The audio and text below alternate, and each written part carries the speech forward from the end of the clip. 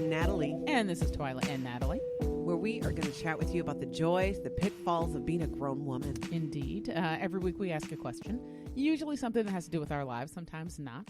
And then we kind of have a discussion about it, and hopefully we don't just come to an understanding for us. That's right. It's also not always about people we know, so if you think it's you, it probably is. No. We're going to get emails for that one for sure. For sure. And then, of course, we're leading into this question. And it's going to be, we're going to get a bunch of emails now. Okay, I'm already prepared. I'm going to shut my phone off now. I'm blocking numbers. So this week's question, now that you've set us up, is the friendly divorce a myth? Now, we should probably give you a little bit of background. Yes, we should. Yes. I have been divorced 2 times. Yes, you have. Twila is joyfully married still for how long? Oh, like 16 years. But they've been together for 20 years. Yeah, we've been together for 20. Yeah. Yeah. So the great thing about this, and I was telling Twila this, is we have 2 very different perspectives from which we see this. Yes. And, you know, I believe in general as a rule that, yes, a friendly divorce is possible. I don't think it's a myth. I think where it goes off the rails is you need to be realistic about who you're dealing with. Okay, see, I don't even, at least from my perspective, I never see it go off the rails because of the way because of the individuals and how they're interacting with one another. To me, it always winds up being situationally dictated. So the way you left the marriage is usually what dictates how the divorce proceeds. Definitely. I would say that definitely has some role in it. You know, some play. If it was a matter of infidelity and that's how it ended, then you're not going to have a friendly divorce. No. Well, you know what though? I can't even say that because I've seen a working example of a situation similar to that where infidelity ended the marriage and somehow all the parties involved, you know, came to the table for the sake of kids and really, you know, they all took all the ego out of it. Yeah. Which is a very difficult thing to do. I mean, I can't even take the ego out of who has to wash dishes after dinner. So I'm always super, I admire when I see relationships like that, when I see how people handle it. Yeah. Because as much as I would like to think I would be the bigger person or a mature person, I routinely tell people that if my husband cheats on me, I'm burning all of his things. Yeah, and I believe it. And I don't even doubt that. True. Of course, it will be a legal fire that she gets a permit for. No, it won't. You can't get a legal permit when you're not thinking straight. I just always make sure I have metal trash cans just in case. That's it. I think though, yes, I agree that it's situational. What are the circumstances that brought the divorce on? Mm-hmm. And I think interestingly, infidelity is not even what can make it the most volatile. If 2 people are at each other's throats long enough, you know, it's going to be nasty. When I say, you know, you have to keep it realistic. You have to manage your expectations. If you did not communicate well in your marriage and you really just didn't like each other, chances are you're not going to have, you know, a friendly divorce. Later on, there's that possibility, but you're still dealing with who you are. Yeah. And I go back to that. What's that point? And I've talked to many, many, many people about this. Even virtual strangers, some people who didn't even know me well, but we got on the topic and I said, hey, you know, I'm a writer and I have a natural curiosity. What was your experience? What I struggle with the most is understanding how anyone could be incredibly, you know, that cruelness. I understand anger and upset, but that fades when it continues, when it's perpetuated. It has to be maintained and created. Yeah. When this was once someone you cared about and you loved, and even if you knew it wasn't a good match at the time, which I think many people who end up in divorce knew. Yeah, they can look back and say, yeah, this you look back, you knew on some level, you compromised in some way that this was not an ideal, you know, match for you. Yeah. My first husband, my ex-husband, you know, we get along great. Now he lives in another state. That probably helps if I'm going to be honest and realistic about it. Yeah. But he's come and stayed at my house. Oh, you know, with the kids and I, we've vacationed together. We were really, really young when we got married. We weren't married very long, but he's a good guy. You know, he's got an incredible heart. we both made mistakes. We were too young and never should have gotten married. Mm-hmm. That was a little more, situational the way that we got married. So it really does vary.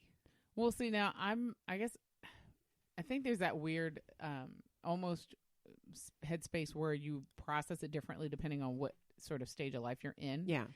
For me, being sort of on the outside of situations like this, looking in, I absorbed them a lot differently when I was a teenager watching my friends' parents get divorced. Yeah. Because my parents are still together. Sure. I absorbed it differently from when my first, I remember being a teenager and thinking, this is like, your life is over. I'm so sorry. Mm-hmm. And then as a young 20-something, watching some of my first friends get married. And mind you, I grew up in the South. So by the time I graduated from college, a third of my class were married. Mm-hmm. And and well into babies. So watching the first waves of people whose weddings I had been to and whose friends I was friends with getting divorced was foundation shaking for me. Yeah. Because you start thinking, this can't work for anybody. Yeah, if it can't work for them. Yeah. If it couldn't work for Brad Pitt and Jennifer Aniston, how could it work for the rest of us? Right. Like, yeah, that's, that idea that you kind of get this idea of what marriage is in your head. Mm-hmm. So you have no context for what divorce is except that it's terrible. Yeah. And even now as a, 40 something, I think in my 30s and 40s, I had a much different frame on divorce, which was more, hey, if you're unhappy, it's understandable. I would say examine your choices carefully and make careful decisions, but be super thoughtful in those decisions and be respectful through that process. Because now I'm in a totally different phase. Now I'm just not a young married person. I'm a married person with kids. Yeah. There are implications for, I'm now a married person with kids and an established family, not just my blood relations, but these people that I've chosen to bring as a part into my heart and love, just like they're, like I love my own. Yeah, you're not, you couldn't just walk away and never have contact again. It's one thing to get divorced when there are no kids involved.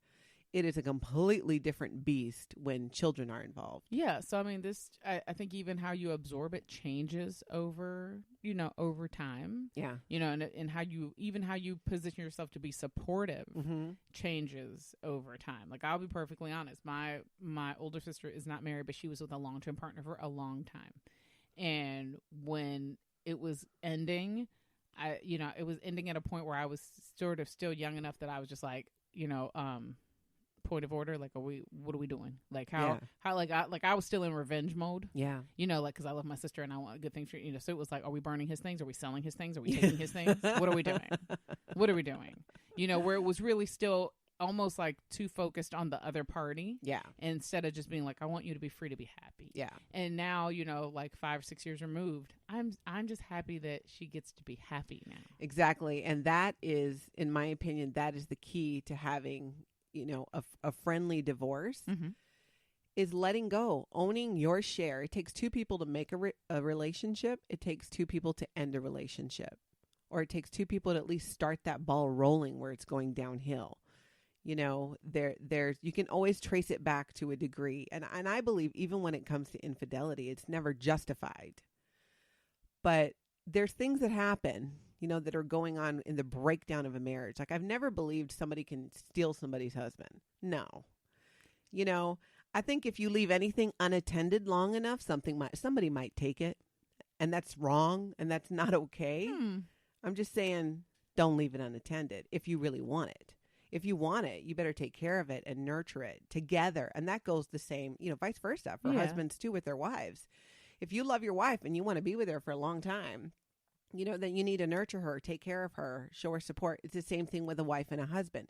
When that starts to break down and you start treating each other with even the smallest amount of disrespect, disdain, distance, that's when it starts to fall apart. It's usually after that somebody ends up cheating. But again, it goes back to it takes two people. Yeah. I mean, mind you, I'm infallible. Yeah.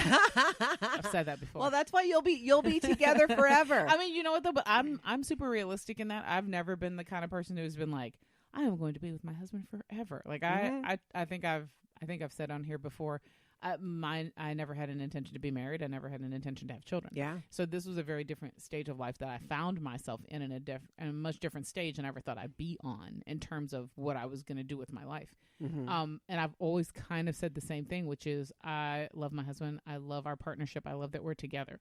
But if at any point either one of us is unhappy, I would rather us get out and maintain a friendship.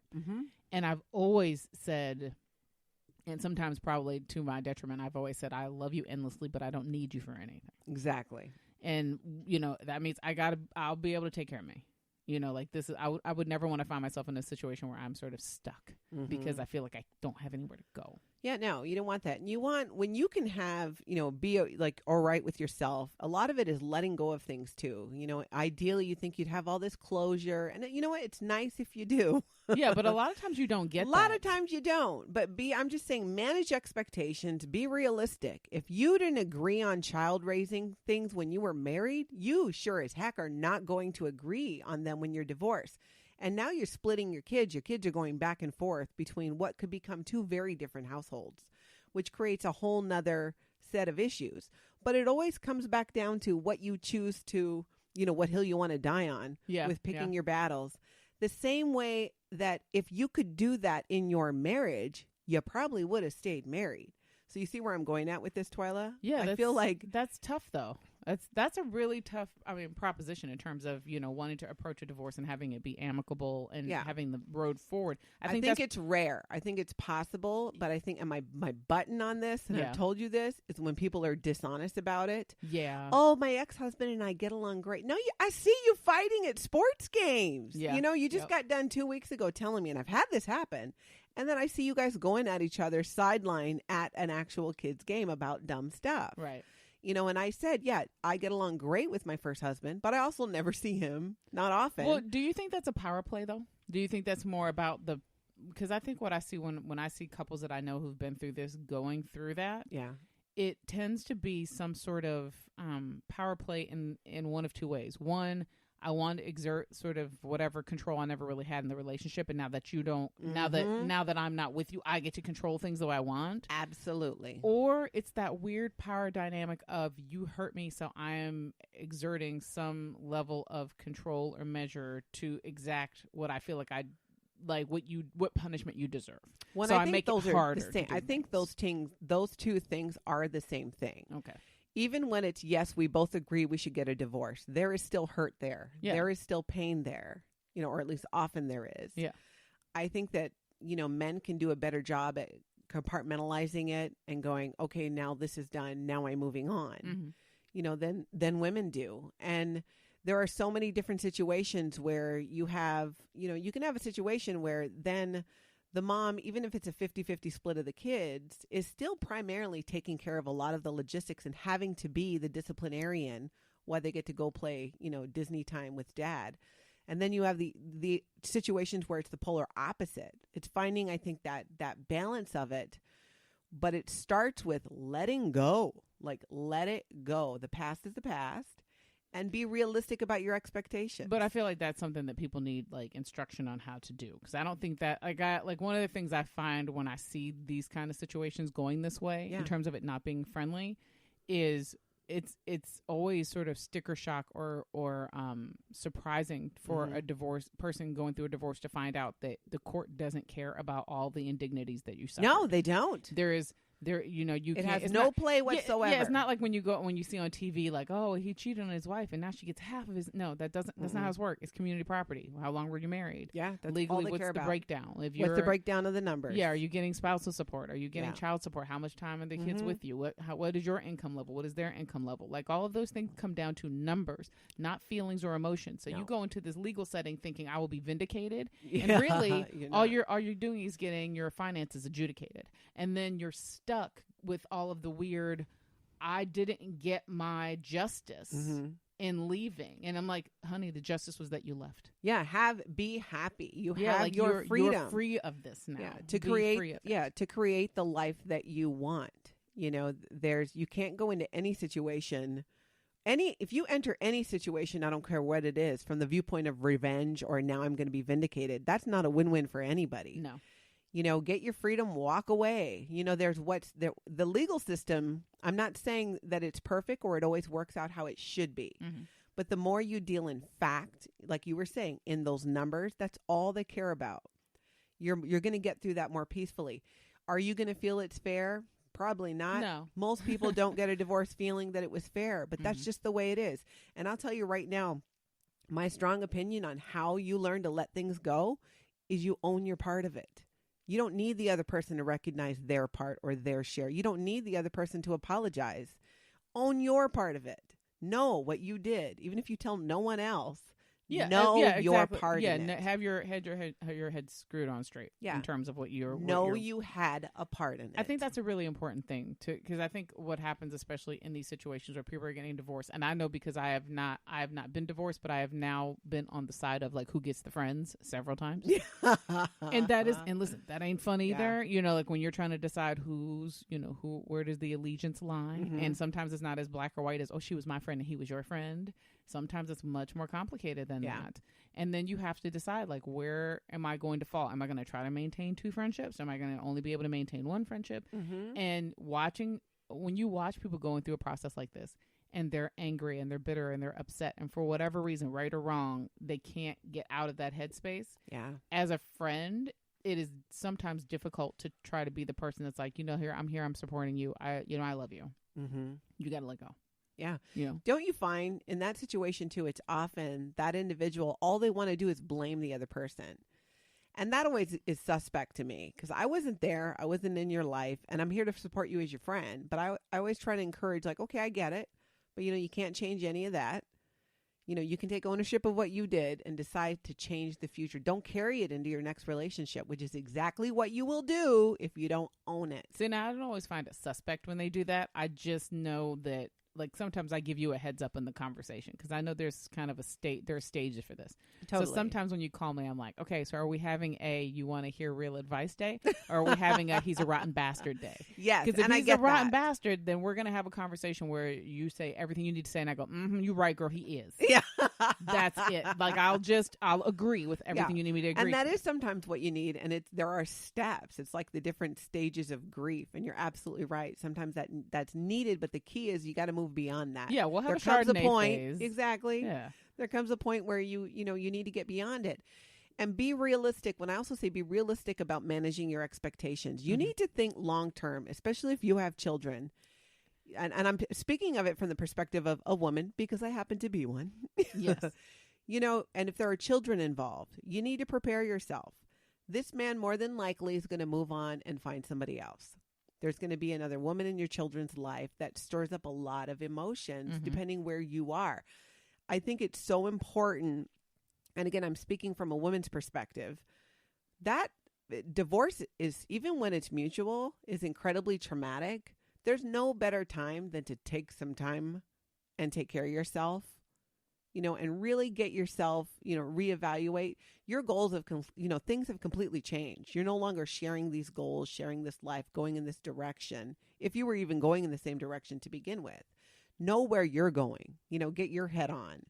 And that takes time. Yeah, it does. And I think it's also one of those things where you don't think about, in the long term, especially when you're in the process like that and you're super emotional about what's going on and you're in a grieving process, you do have to think about the fact that if you have kids, this isn't just, 8th grade graduation. This is now high school graduation, college graduation, weddings. Marriage. Oh my gosh. Grandchildren. Grandkids. Yeah. It doesn't end. No, it doesn't. And that connection is lifelong. And you have to, and stop and really think about how you make it easier for your kids to navigate this. Yeah. I had a friend, she's still my friend, and for years they had to do completely separate sets of events for everything. It was 2 Christmas, 2 Thanksgiving, 2 birthday parties, 2 of everything all the time to make it accommodating for the grandparents. And it was exhausting. Wait, for the grandparents? Yeah, so she would, because her parents were. Yeah, they were her parents. Yeah, okay. I thought you meant her as a kid was having 2 birthdays. I'm like, well, that's not uncommon in divorce. No, I mean, she as an adult, was she thought when she divorced? Yeah, parents. Where she thought that it would all be fine to mix everybody in the same room. It wasn't. So it was always we'll have a morning party with this one, and we'll have an evening party with this one. Yeah. We'll do early Easter with you, and we'll do late Easter with you. It was, and then mind you, then she had to match those two things on top of the fact that her husband had a family. So there was three of everything. Yeah, going and on. you got to set the bar early on. And by that time, when you're a child of divorce and now you're an adult of divorce, you have your own life. You set the boundaries. Yeah. And if these two sets of grandparents cannot figure it out, then that is on them. Then they're going to miss out. No one should have to be doing that and going through. When you do that, then now you've set the bar. That's the expectation. That's the norm. That's what they're going to demand. Yeah, and I can say this. I've lived long enough now that I've seen people go through processes now that have not in the short term, but in the long term. If you are thoughtful, if you allow yourself to work through a process, if you allow yourself to, sort of adapt and take responsibility for your role in it, these situations and these instances become easier to handle over time. Yeah. You do develop a maturity and an ability to be in the same room with somebody or to celebrate an occasion with somebody and not have it be, you're on that side of the room, I'm on that side of the room. You can have it work out that everybody can be in the same space and not have to miss out on life moments. Yeah. Because somebody's uncomfortable, because all of a sudden there's an understanding that it's not what it was before, but it's okay. And it's letting your ex-partner too, they need to live their life just like you need to live yours. Okay. You know what? Listen, you can't say that strongly enough because one of the things I've seen the most in my friend group of people that are divorcing or have divorced is the idea that you just can't, you didn't want them. You didn't want to be here anymore. Yeah. So you got out. It's not your business if they're dating a 22-year-old. Yeah. It's not your business. And they're like, well, but my kids, come on now. Yeah. You've used your common sense. They're not exposing your kids to that person because you'll all have an agreement. You've all dealt with it. They're not talking to that person in front of your kids. This has nothing to do with anything except that you want to have some sort of moral high ground to say you're better than them. Yeah. But guess what? You don't get to have that moral high ground because they're not yours anymore and you're not theirs. Yeah. If you want to be left to your grown adult decisions, you have to leave them to their grown adult decisions. You don't have to agree with them. You don't have to like them, but you already know that you've already set the parameters in place for your kids. Yeah, that's part of what you give up when you have children and you make the decision to get a divorce. Part of what you're giving up is factually your children half the time. If that is, let's just say it's a 50-50 split. They're always your children, of course. Realistically and legally, when they are in the custody of your custody or the other parents, they are the person who makes the decisions. Yep. Aside from decisions you need to share, like school, doctors, and all that. Legal. Yeah, there's not a lot you can say about how that person spends their time with that child. You can't dictate that. And I've seen a lot of people struggle with that in the beginning of a divorce and in sharing custody. And how hard is that, especially on for a mom who's been the one to take care of the children, who's been the one to dictate what sport they do, when they do it, always. Now, all of a sudden, I actually have to have his agreement on it. Because when you're married, that's not always the case. You just do, that's your role in the household is to run and take care of this. And it could be the mom and it could be the dad. Yeah. But you do it. But when you split up, you suddenly need to get okay from this person. That's a difficult situation to maneuver. And it takes a lot of grace, a lot of finesse, a lot of keeping things very, some divorce mediators, the best advice I think a lot of them give is maintain a very business-like communication. Yeah. Keep it professional. Keep it professional. If you know that there's going to be some kind of dust up when you communicate or you're not getting along, maintain your communication. Keep it in writing. Short of an emergency, there's no reason you need to even speak on the phone. If you cannot speak on the phone without fighting. Right. And then keep it businesslike. Maintain a businesslike tone. Because you could be doing in business, if you have a working relationship with somebody, but you're having a personal issue with them, you still need to maintain your professionalism with that. Yeah, absolutely. And that goes so far because then it takes out, some of the emotion. And the next thing I think that can be difficult for people in a divorce, especially when there's children, is each side is going to make mistakes and have growing pains. This is new to everybody involved. What my hope always is, and I try to tell friends of mine this too, be the best parent that you can be. When you have those kids with you, do what you know to be right. Live your life, have a great time, and just shine. And you hope that the other side then wants to raise the bar as well. Right. I can't tell you how many times, this might sound weird, I feel often, not always, of course, but often in divorce situations, you have two parents who are actually spending more quality time with those kids than they would have if they were still married. Yeah. I think that's true. I think that's accurate a lot of the time. Yeah. And you want to protect that time. Yeah. Because you only have them. No, not at all. Yeah. But I'm saying let's that's a good thing. So let's use that to, our advantage. And just because one household, they saw a movie, but you wanted to see it with the kid, don't bring that up to the kids. Right. And don't spin off into that kind of thing. Yeah. There's just, don't do that. It's not worth it.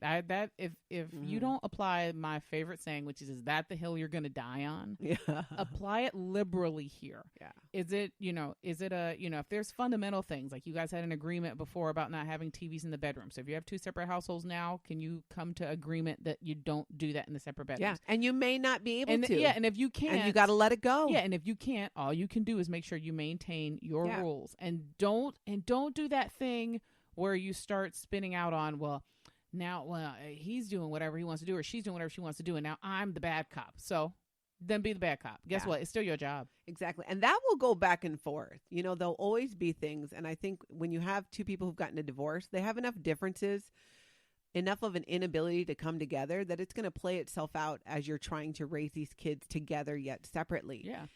And it just becomes those situations where you pick your battles. I remember when, my first husband would fly out. I live in the Midwest. He lives on the West Coast, and he would take the kids. And it was nothing but play and fun, which was great. But then he'd load them up with a ton of stuff I never would have let them eat. Right, of course. But it is also a vacation, and that's a little thing. And for me, I'm going to be honest. For me, it was easier to have him living that far away. It was harder on my children, but for me, it was probably easier because there wasn't that back and forth.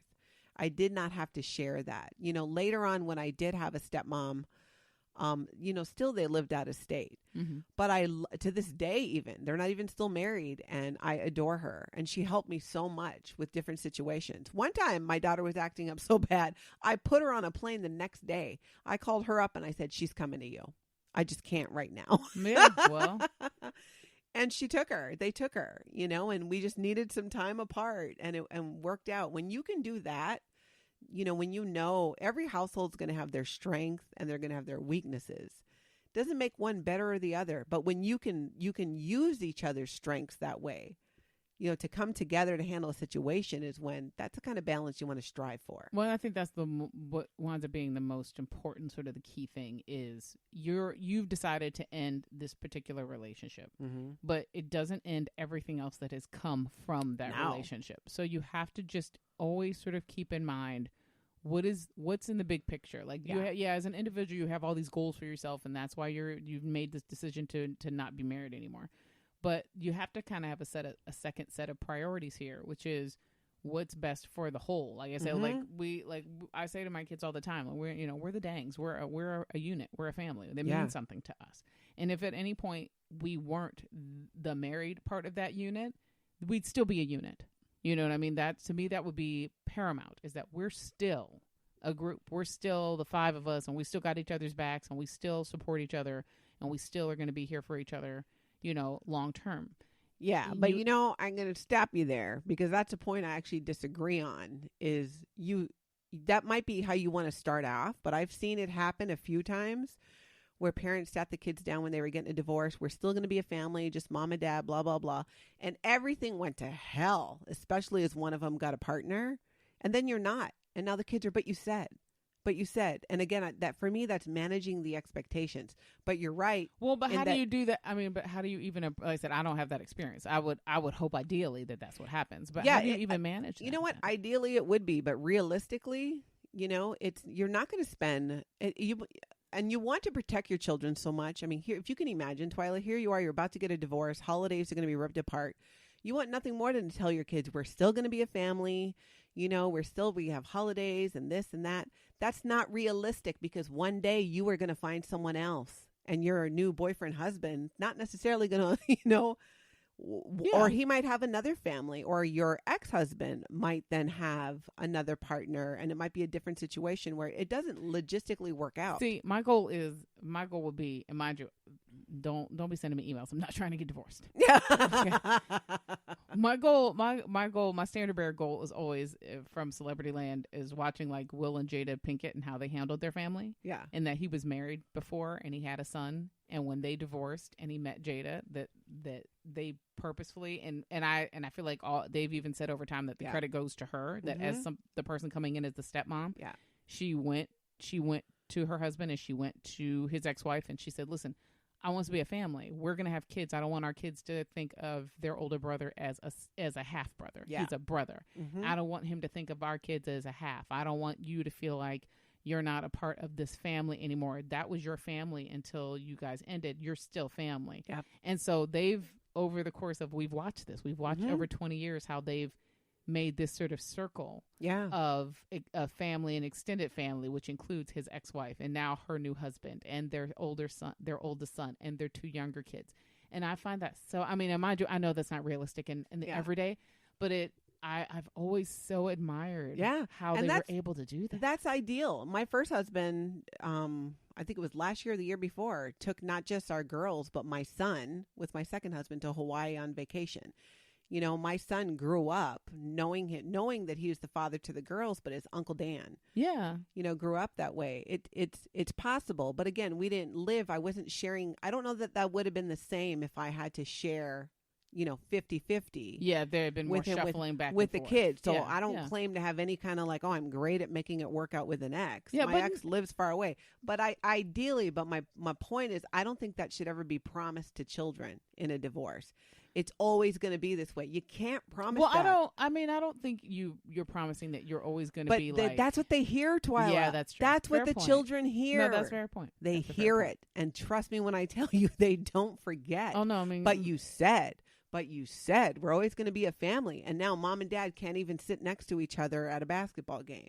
You don't know what is going to come into down the road. And that's where, again, I think manage expectations. If you don't get along in your marriage and you're not good communicators, why do you think you're going to be such great friends when you're divorced? See, now I feel like I think that comes down, you're right, to like individual to individual. Because you're right, kids absolutely absorb that. And I actually know 2 examples right now of 2 families that are divorced, and the one family, they really do live that. Like they are, sporting events. They both show up at sporting events. We all spent the 4th of July together. Yeah. And it wasn't separate. Like, oh, they need to be over here and they need to be over here. Mm-mm. They're with their kids at the thing. Everybody knows they're not together. Everybody, but they were, they have that. Sure. And then I know another couple, and it's the exact opposite. It is like high noon every time one of them shows up to something, because one shows up and then the other and then we're like, is the other one showing up? And then if the other one shows up, you can hear like the like it's a whole thing. And you're right, because of the way that kids absorb that, you would be careful, I guess. And I said in my head, I guess I'm framing it from the perspective of, as the type of person I am. Yeah. I could never just not do, like, I would be the person who would probably bend over backwards and make it accommodating for everybody. In my world, I'm the Jada Pinkett. I just want us we're all family. And that is the ideal. And I think, of course, that's what everyone should strive for. Yeah, but until it's not you're in that realistic situation, Twila, where then your now ex-husband brings another woman into the picture, you're going to have feelings. Well, I mean, I won't have feelings because by the time we get that far, if we ever got that far, I will have already burned his things. And the burning of things is a cleansing experience. There's something about, that. And I think when you really have owned your share of it, even if it's just to yourself, it's so much easier to let go and let that person live their life and just let go. Now, there's always, when the kids are involved, you're a parent no matter what. You're a parent no matter whose house they're at. And you always want the best for them. And there are going to be disagreements about what the best for that child is. Mm-hmm. But that still can be resolved with maintaining, more of a business-like tone, keeping things kind of simplified. But manage your expectations. If you think that this is going to be easy, it's not necessarily easy. I've seen a lot of people really struggle. And my advice is always, you know what? You can only manage what's happening on your side of the road.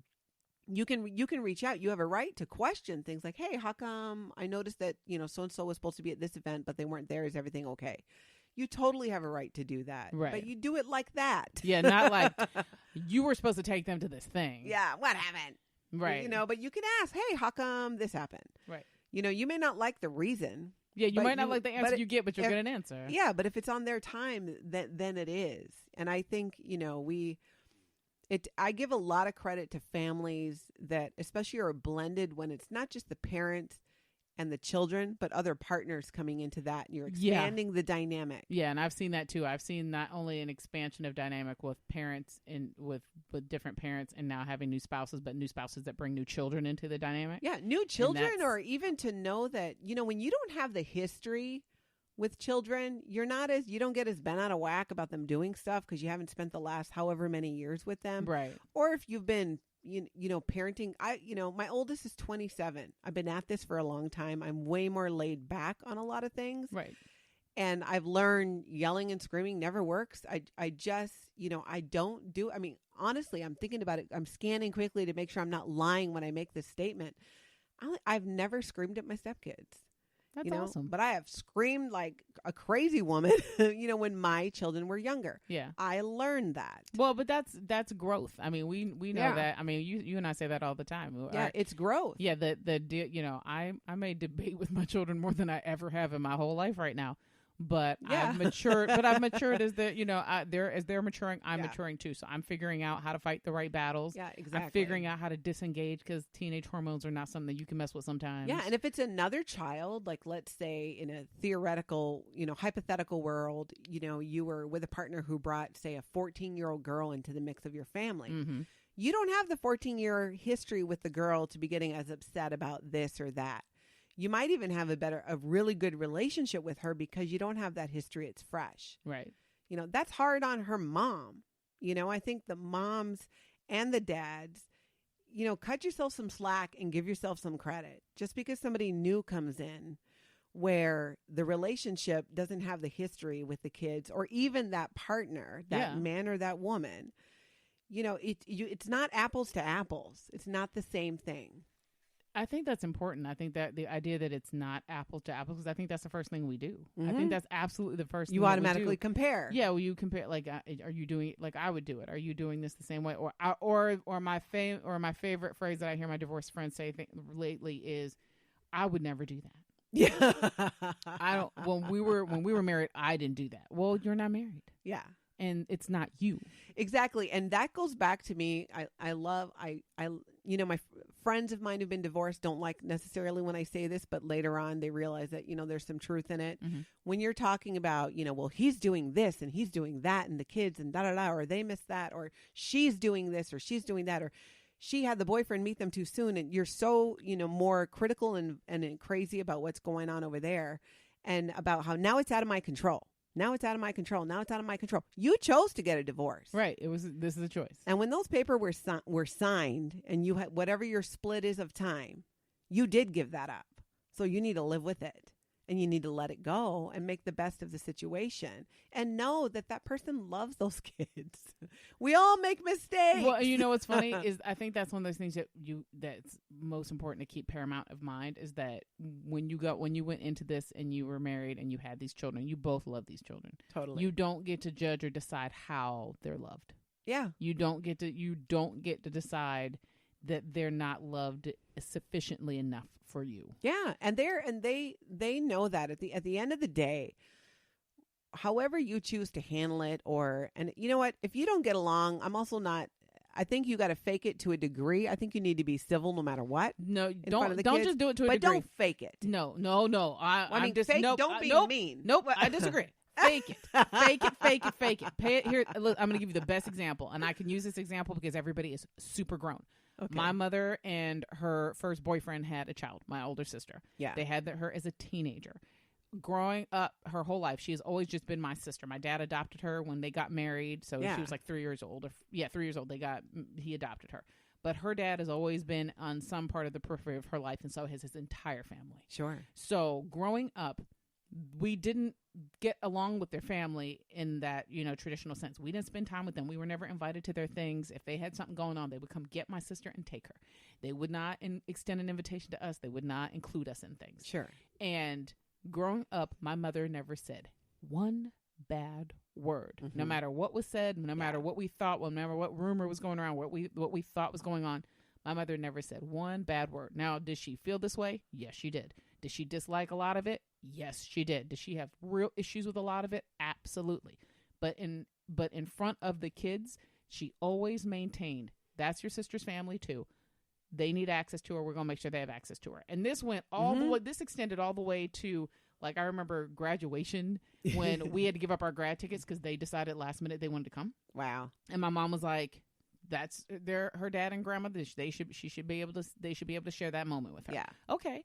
Like, even and crazy enough, I mean, this went all the way till the full, and to me, this was the full circle moment of it. We were, as adults, we were visiting out there, and we got invited to one of my sister's aunts at like a pool party or something. Invited us all to come. That has never happened in my entire life. Yeah. I was a 30-something-year-old woman with 2 kids, and that was the first time I'd ever been invited into one of their homes purposefully. And we get there, and we're all talking and hanging out and everything. We all know each other. Yeah. We do. We just never spent that kind of time together as a family. Yeah. And at one point, her grandmother says to us, it is so nice that we can have all of our family here right now. And when I tell you that me and my little sister were like, holy crap. And when we left and we were talking about it as adults, we were like, you know what? That wouldn't have happened if it hadn't been for the way that my mom had always conducted herself. Oh, yeah. My mother always conducted herself as, as I am going to be I'm the mom. I am the authoritarian here. I am the person who's in charge of making sure you're okay. And she never, and it's a lesson that I've learned to this day. My mother never says a bad word about, certain situations. In terms of she doesn't make a point, like, we never knew the feelings. She kept that from us because she just didn't think that was something we needed. She would always say, that's not children's business. And if it's not your business, your job is to be respectful to all the adults. Your job is to behave politely and, when you're invited someplace. But it was never about like this tug of war. It was never this thing. And it was, and mind you, I'm an adult now. My mother and I have conversations now. It was all fake. Yeah. She says it. She told me so. She told me I just bit my tongue. I bit my tongue every single time for years and years and years because who was it going to benefit for me not to? Exactly. And I remember being floored the first time she told me that, like for real, you but she knew she was doing that. Yeah. That's what I mean. Of course, we need bite your tongue by all means with the kids. Listen, no, when I say don't fake it, though, I mean to yourself. No. Yeah, don't lie to yourself. Don't lie to yourself about it. So, and because then you can either genuinely fix it and make it better, or you do just have to keep biting your tongue because it's just it also takes 2 people to sort something out. Yeah, no, if you're trying to fake like I'm fine with everything, you will give yourself an aneurysm. Exactly. You really will, or you'll develop a horrible habit to counteract the feelings that you're not dealing with. And it's okay to not be okay with it. You know what? That's totally fine to dislike your ex. Important. That is so important to say that. Like you just don't share it with the kids. Right. You can actively dislike somebody. Not everybody is. You don't have to like everybody. Yeah, and no one will even know. Right. It's this simple for me, Twila. You can have that. It's not an issue. It'll cause no stress in your life unless you are beefing it up. Ooh. You can have it. You can know. You might have a neighbor you don't like. Doesn't bother you one bit. It's like you get on with your life. They do the occasional dumb thing and you go, idiot. But you get on, you know what I'm saying? Yeah, you're focused on your life and that time you have with your kids, and you're keeping that going. Right. When you cross over and try to interfere with what your neighbor's doing, like, hey, bud, you should really have your trash can out at 2.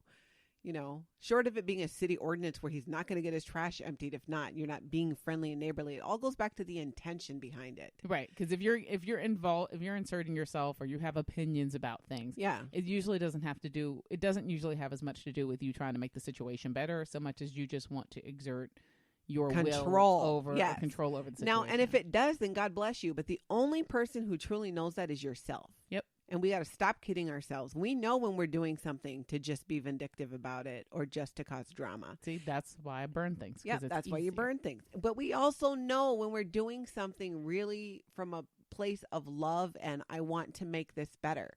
Now, if that's not well received, you still be you. If your intention is good, you still be you, but don't take it on. But even if you're coming from a place of love and it's not well received, think about how you deliver the package. Mm-hmm. It's like that old adage, you get more flies with sugar than with salt. Yeah, exactly. You know, so if you're presenting it in a way that comes across as condescending, if you're, you know, it's the whole philosophy of don't send that email right when you type it. Yeah. Save the draft and read it again later. Read it. I always tell people, read your draft out loud. If you're sending an email and you read it out loud, you can tell when you read it out loud if it doesn't sound quite right to your ear as it does when you're reading it in your mind. Because tone is everything. Yeah, exactly. And that's a hard thing. You know, it's in many situations, it's better to keep things in writing. But also that's why you want to keep it business-like. So you're not putting any slams in there, you know, or anything like that. Just stick to facts. Yeah, sarcasm's not good in this No, instance. just stick to facts, stick to what the truth is, and just keep, you know, having your best time. You know, when you have the kids and working hard to be the best parent that you can. Stuff's going to happen. And, you know, it's hard at times, too, to separate it out. But in that kind of situation, you have to. You have no choice but to just separate it out. And you know, it's a hard situation for everybody. It's the kids, but the parents moving forward. This is new. How do you raise two children, you know, 2, 3, 4, 5, one child, but separately? Mm-hmm. You know, it's new. There's got to be some grace there. Well, I think that's an important thing to point out. I think we should ask the question. So, is the friendly divorce a myth? I think it's more like a unicorn if unicorns were real. You want to believe sometimes they're seen. Yeah. I think it's something, I would say it's not the majority, but it is possible. I would say it's possible, and what I hope in the future is that it becomes the majority. Yeah, exactly. But I think it's... And we didn't even talk about the foolishness that is like people posting their divorce pics on social media, like their divorce day selfies. Oh, and they're going to be such great friends. I can't even... I'm sorry, I'm judging you. I just can't. I can't even do it with those ones sometimes. So that'll be for another topic on another day. And you know what? And again, we're talking in general terms. We do realize there are people out there that do have these unicorn ideal divorces. And I know a couple. I'd love to hear from you. Yeah, I know a few people, but we also know that this is not an easy process. This is difficult. This is really just a talking point. Yeah. So for us, it was a start of a conversation that we tend to have in our lives. So hopefully if you're having it in your life and you pull anything from this episode that is helpful to you or that gives you a little perspective or gives you a little bit of a feeling that somebody gets what you're going through, then hopefully we've all been worth it. Yeah, and quick thing I'm going to squeeze in, it doesn't matter what you think or what you think your ex-spouse thinks about you or thinks about things. All that matters is what the kids think and see. And doesn't matter what anyone says to the children. They're going to base their views on what they see. Yep. What they experience. Doesn't matter. You know, you hear about that parent alienation, which is a real thing. Yes, it is a real thing. But that's extreme. You know, you getting the little jabs and stuff. I mean, I know I went through it with my parents when my parents were divorced. Didn't change my view of either one of them. Right. You know, because I knew what I knew. I knew what my relationship was. And if anything, it made the parent doing it look worse. Yeah. Well, so just focus on you and what you can control. That's right. All right. As always, we want to hear from you. Go to the Facebook page, Matriarch Digital Media on Facebook. Like the page if you haven't already. You can send us a message. There's a little send message tab on the right-hand side. Hit that button. Send us a message. Let us know your thoughts about today's episode, what you think, where your perspective comes from. And if you'd like, you can also go check out the website. Go to www.matriarchdm.com. You can get back past episodes of our show there. You can actually listen. They're all right there and available to you. You can find out a little bit more about me and about Natalie. And you can even check out the blog. It is awesome. As always, we are really privileged to do this, and we are excited that we get to do it. So thank you so much. We'll talk to you soon.